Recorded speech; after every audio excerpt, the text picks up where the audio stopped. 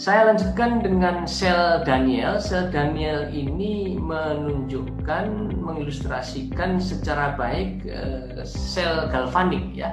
Dimana pada sel Daniell ini tembaga dan seng masing-masing digunakan sebagai katoda dan anoda dan dicelupkan dalam larutan koper sulfat dan zinc sulfat. Seperti diilustrasikan pada gambar berikut, terdapat dua kompartemen.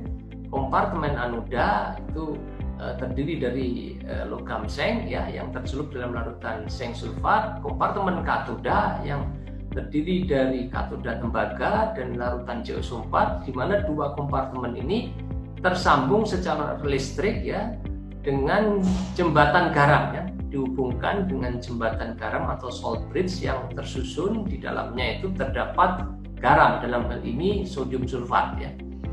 Di dalam sel Daniell ini anoda seng secara spontan teroksidasi menjadi kationnya Zn, teroksidasi menjadi Zn2+ plus 2 elektron. Sementara itu di katoda ion tembaga itu bereaksi dengan elektron yang dilepaskan dari anoda seng ya, mengalir melalui elektronik konduktor ya, bereaksi dengan kation tembaga sehingga kation tembaga ini terkonversi menjadi atom logamnya. Total reaksinya seng plus Cu2+ di dalam larutan ya menjadi Zn2+, dia larut plus Cu ya. Jadi terjadi deposisi Cu pada permukaan katoda. Cu bisa dilihat di sini terjadi peningkatan ketebalan karena ada deposit Cu ya, yang di sini bentuknya adalah dendritik, dan pengurangan ketebalan seng ya karena sengnya larut, di mana reaksi ini secara spontan dan menghasilkan keluaran tegangan maksimum dalam satu selnya adalah 1,2 volt yang merupakan penjumlahan dari potensial oksidasi Zn menjadi Zn2+ dan potensial reduksi Cu2+ menjadi Cu ya. Jadi potensial oksidasi Zn menjadi Zn2+ ini adalah 0,76, sementara potensial reduksi Cu2+ menjadi Cu ini adalah 0,34, jadi jumlahnya adalah 1,2 volt. Kalau ditunjukkan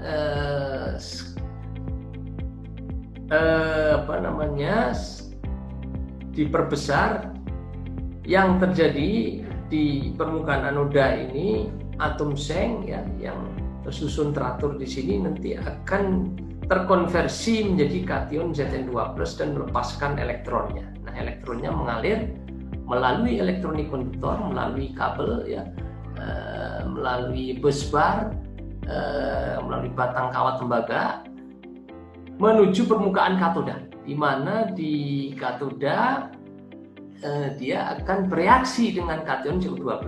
Kation Cu2+ yang ada di dalam fasa aqueous ya, di dalam larutan CuSO4 akan bergerak menuju permukaan katoda ya, dan di situ dia akan bereaksi dengan elektron dan terkonversi menjadi atom Cu ya yang menyusun permukaan katoda ini. Nah, reaksi yang berlangsung spontan ini menghasilkan energi listrik ya dengan tegangan listrik maksimal 1,1 volt ya. Berkurangnya karena apa ya? Karena adanya tahanan dalam sirkuit kelistrikannya ya, atau karena adanya reaksi lain ya jika terdapat impurities di dalamnya.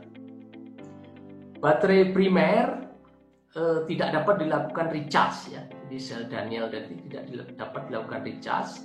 Reaksi kimia di permukaan katoda dan anoda itu bersifat irreversible atau tidak dapat kembali ya dalam arah yang berlawanan. Kapasitas penyimpanan energinya sudah tertentu sesuai dengan reaksi kimia yang dapat berlangsung di anoda dan katoda dan pemakaiannya. Contoh sel kering, contoh baterai primer ini adalah sel kering atau baterai seng karbon dan sebagian baterai alkalin ya.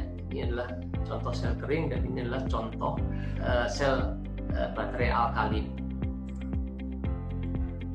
Baterai sekunder dapat dilakukan recharge. Dalam hal ini reaksi kimia di permukaan katoda dan anoda itu bersifat reversible atau dapat dibalik ya. Ketika beroperasi atau discharge, baterai sekunder ini beroperasi sebagai sel galvanik dan mengkonversi energi kimia dalam reaktan di dalamnya menjadi energi listrik. Ketika dilakukan recharging, diberikan arus listrik ke dalam sel dan reaksi di anoda dan katoda berlangsung dalam arah kebalikan dari reaksi saat discharge ya. Dalam hal ini selnya itu berfungsi sebagai sel elektrolisis dan energi listrik disimpan untuk digunakan pada siklus discharge berikutnya. Reaksi-reaksi redoks pada sel sekunder dapat dibalik karena produk reaksi pada tahap discharge ketika dia bekerja itu masih menempel pada permukaan elektroda. Itu mengenai baterai sekunder. Contoh baterai sekunder adalah sel aki atau lead acid baterai ya, yang gambarnya ditunjukkan berikut ini ya, di mana pada sel aki ini digunakan timbal sebagai anodanya ya, dan timbal oksida PbO2 sebagai kutub positifnya ya, sebagai katodanya, dan kedua elektroda ini tercelup dalam larutan asam sulfat yang diberi warna biru muda ini ya. Nanti rangkaian sel anoda katoda ini membentuk suatu sel ya yang terhubung dengan kutub positif dan kutub negatif dari aki yang menghasilkan luaran energi tertentu ya. Ketika dirangkai secara seri maka nanti tegangan totalnya adalah tegangan dalam satu sel ya, dijumlahkan ya, karena arusnya sama. Jadi total selnya, misalnya satu selnya ada 2, nah total kalau ada 6 menjadi 12. Berikut ini adalah reaksi-reaksi yang terjadi saat aki bekerja atau discharge ya. Di anoda Pb secara spontan akan teroksidasi menjadi Pb2+, potensialnya 0,36 volt ya. Potensial oksidasi Pb menjadi Pb2+. Ion Pb2+ yang terbentuk akan dengan segera bereaksi dengan kation sulfat ya, yang terdapat dalam larutan elektrolit dan membentuk PbSO4 yang menempel pada permukaan anoda. Di katoda terjadi reduksi PbO2, dalam hal ini Pb dalam PbO2 adalah Pb+4 ya, menjadi Pb2+ yang juga nanti segera bereaksi dengan sulfat yang membentuk PbSO4. Sehingga total keseluruhan reaksi selnya adalah sebagai berikut. Pb plus PbO2 plus 2H2SO4 menjadi 2 PbSO4 plus 2H2O menghasilkan energi listrik dengan keluaran tegangan voltage output maksimum sebesar 2,04 volt ya, yang merupakan penjumlahan E0 oksidasi, E0 anoda 0,36 dan E0 katoda 1,685 volt. Saya lanjutkan dengan energy storage device lainnya, yaitu fuel cell atau sel bahan bakar. Fuel cell adalah sel elektrokimia yang menghasilkan energi listrik dari reaksi antara fuel atau bahan bakar pada permukaan anoda ya, secara elektrokimia dengan oksidan atau oksidator pada permukaan katoda. Jadi bukan merupakan combustion reaction, reaksi pembakaran, tetapi reaksi elektrokimia. Anoda dan katoda dipisahkan oleh elektrolit. Bahan bakar atau fuel disimpan dalam sebuah fuel tank. Reaktan-reaktan mengalir ke dalam sel ya, di mana produk reaksinya juga mengalir keluar dari sel. Elektrolit tetap berada dalam sel. fuel cell dapat terus dioperasikan selama suplai fuel atau bahan bakar dan oksidan ini tetap diberikan ke dalam sel. Berbeda dengan baterai, fuel cell mengkonsumsi reaktan dari sumber luar yang harus selalu diganti. Ya. Jadi secara termodinamika, fuel cell merupakan sistem yang terbuka. Ya. Sementara baterai merupakan sistem yang tertutup yang menyimpan energi listrik secara kimia ya di dalam reaksi yang nanti akan berlangsung secara spontan di anoda dan katoda. Jadi baterai ini merupakan sistem yang tertutup, sudah tertentu ya nanti keluaran energinya. Sementara fuel cell ini sistem yang terbuka ya karena akan selalu diberikan suplai fuel dan oksidan ya dari luar. Hidrogen merupakan jenis fuel atau bahan bakar yang paling banyak digunakan dalam fuel cell. Bahan bakar lainnya meliputi hidrokarbon dan alkohol. Oksidan yang paling banyak digunakan adalah oksigen dari udara.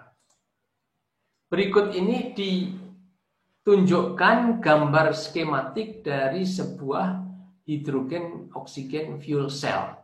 Ya, bisa Anda lihat di sini. Ya, terdapat anoda, katoda ya. Dan elektrolit yang memisahkan antara anoda dan katoda dan juga katalis pada permukaan elektrodanya ya. Hidrogen diberikan ya dari luar ya.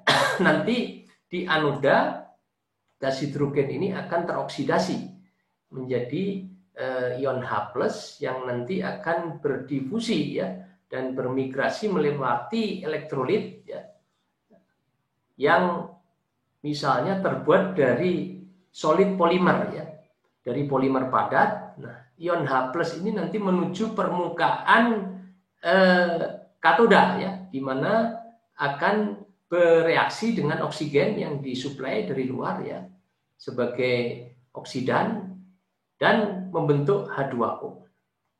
Sehingga total reaksi keseluruhan di dalam fuel cell ini adalah H2 plus setengah O2 menjadi H2O. Ya, namun melewati mekanisme reaksi elektrokimia dan ada perpindahan massa ion H+ melewati elektrolit dari permukaan anoda ya, produk oksidasi gas H2 sebagai bahan bakar ya, menuju permukaan katoda, di mana di permukaan katoda bereaksi dengan elektron yang dilepaskan dari permukaan anoda ya dan gas oksigen yang disuplai dari luar. Keluaran tegangan maksimum fuel cell ini merupakan penjumlahan potensial anoda ya dan potensial katodanya yaitu 1,23 volt. Jadi bisa dicatat di sini produk dari proses elektrokimia di fuel cell ini adalah H2O ya. Ketika dia digunakan sebagai sumber energi maka akan ramah lingkungan ya karena produknya bukan CO2 ya melainkan H2O. Penggunaan fuel cell juga salah satunya untuk mobil listrik ya. Jadi sistemnya sebagai berikut, terdapat hidrogen tank di sini ya yang nanti mensuplai bahan bakar ke fuel cell-nya ya. Dan juga nanti ada sistem untuk memasukkan oksidatornya, oksidannya oksigen. Nah, ini adalah fuel cell-nya ya. Nanti akan bekerja akan reaksinya berlangsung secara spontan di mana nanti produknya adalah H2O ya. Jadi ini H2 dimasukkan ke permukaan anoda yang teroksidasi menjadi H+ ya. Yang nanti H+ itu akan bermigrasi ke katoda yang akan tereduksi menjadi H2O ya. Nah, ini ilustrasi penggunaan fuel cell di dalam mobil ya. Jadi fuel cell-nya di sini ya. Fuel cell-nya di sini yang nanti fuel cell ini menjadi sumber energi untuk menggerakkan mobil ini ya, untuk motor listriknya. Jadi di sini adalah fuel tanknya, tangki hidrogennya ya. Kemudian juga bisa dikombinasikan dengan baterai packnya ya, dengan baterai pack. Baik, itu mengenai fuel cell nanti akan dibahas lebih lanjut pada bab khusus mengenai fuel cell ini. Jenis penyimpan energi lainnya adalah kapasitor. Sebagaimana baterai, ya, kapasitor juga merupakan alat penyimpan energi, di mana kapasitor ini menyimpan energi dalam bentuk muatan listrik yang menghasilkan perbedaan potensial di antara dua plat. Ya, di antara dua plat ini ya, yang dipisahkan oleh insulator atau disebut dielektrik ya. Ini yang tanda titik-titik ini adalah dielektriknya. Jarak antara dua plat itu adalah D ya, di sini, dan dielektriknya mempunyai permitivitas epsilon ya. Perbedaan tegangan listrik antara dua plat sebanding dengan jumlah muatan listrik pada kedua plat ya. Jadi delta Q-nya itu sebanding dengan perbedaan potensial antara dua plat. Nah, kesebandingannya itu didefinisikan sebagai kapasitansi. Jadi delta Q sama dengan C kali delta V, atau Q sama dengan C kali V, sehingga kapasitansi ini merupakan rasio muatan listrik terhadap tegangan listrik ya. Jadi C sama dengan delta Q per delta V. Kalau kita tinjau individualnya ya, C sama dengan Q per V ya. Nah, satuan kapasitansi ini didefinisikan sebagai farad ya. Jadi farad itu sama dengan kolom, satuan muatan dibagi dengan volt ya, satuan tegangan. Kapasitansi merupakan fungsi konstanta dielektrik, luas permukaan plat, dan jarak antara dua plat, atau diformulasikan pada persamaan berikut: C sama dengan epsilon kali A per D. Dalam hal ini epsilon merupakan perkalian permitivitas relatif ya, epsilon R material antara dua plat dengan permitivitas ruang hampa ya, yang besarnya 8,84 kali 10 pangkat minus 12 farad per meter. Kapasitansi meningkat dengan meningkatnya luas permukaan plat ya, jelas di sini. Menurunnya jarak antara plat ya, semakin kecil makin besar C-nya, makin kecil D, dan meningkatnya nilai konstanta dielektrik ya. Kalau epsilonnya makin besar, tentu C makin besar ya. Bila dibandingkan perbedaan antara kapasitor terhadap baterai, perbedaannya terletak pada bentuk energi potensial yang disimpan, di mana dalam kapasitor energi potensial disimpan dalam bentuk medan listrik, sementara dalam baterai energi potensial disimpan dalam bentuk kimia, yang nantinya reaksi kimia yang spontan di elektroda akan menghasilkan energi listrik. Secara umum, baterai mempunyai densitas energi atau energi spesifik, yaitu keluaran energi persatuan berat yang lebih tinggi dari kapasitor. Namun, kapasitor ini mempunyai kelebihan dalam laju discharge muatan listrik yang lebih tinggi dibandingkan dengan baterai, karena kapasitor menyimpan energi listriknya secara langsung pada muatan listrik yang terkumpul di permukaan plat. Saya lanjutkan dengan bentuk penyimpan dan pengkonversi energi listrik lainnya, yaitu fotovoltaik. Fotovoltaik adalah suatu sistem yang dapat mengkonversi energi dari sinar matahari menjadi listrik melalui efek yang disebut sebagai fotovoltaik, di mana konversi tersebut dilakukan dalam sebuah sel surya yang tersusun atas material semikonduktor, yaitu single crystal silicon dengan PN junction yang sensitif terhadap efek multiple type tersebut. Muatan yang terpisahkan oleh single crystal silicon PN junction tersebut kemudian dikumpulkan pada elektroda. Sebagaimana diilustrasikan pada gambar berikut, pada gambar sebelah kiri, sunlight akan dikumpulkan di dalam sebuah panel surya yang tersusun atas N-type silikon ya, dan P-type silikon, di mana nanti single crystal silikon ini dapat memisahkan muatan ya. Muatan positifnya akan terkumpul di back electrode di sini, sementara muatan negatifnya akan terkumpul di front electrode.